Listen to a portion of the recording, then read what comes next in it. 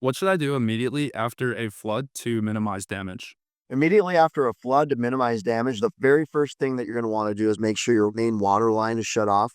What I would recommend to any homeowner is to know or to find, if they don't know where it is already, to find their main water shut off, because that's the first thing that they're going to want to do in a water loss is to shut that off, make sure that that is shut off to minimize that damage. The next thing I would do is call a local subcontractor, probably a plumber, to get that fixed. Just because if the main water is shut off, that line still has some issue. So you can't turn your main water line on again until that is fixed. What steps are involved in water damage restoration? The steps involved in water damage restoration typically will come in, we'll assess the situation, we'll make sure that the home is safe for you, for the homeowner, and for the techs to come in.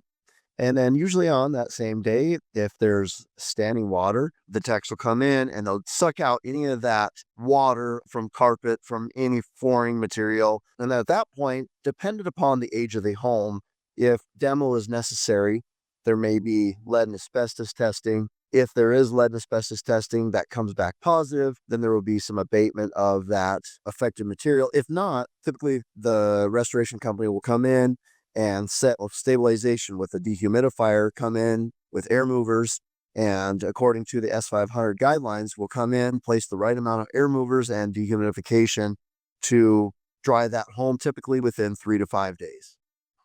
How do restoration companies handle smoke and soot damage? Restoration companies handle smoke and soot damage by coming in, usually using a chem sponge to test certain areas that may or may not have been affected, to make sure that they're aware of the particulates on the materials so that we know exactly what needs to be cleaned. So then we'll come in and we will clean those areas and wash the areas. And then again, come in with a chem sponge just to make sure that's clear. Also, after cleaning, the restoration company will come in with something like an ozone machine to take care of some of the odor that is caused from the smoke.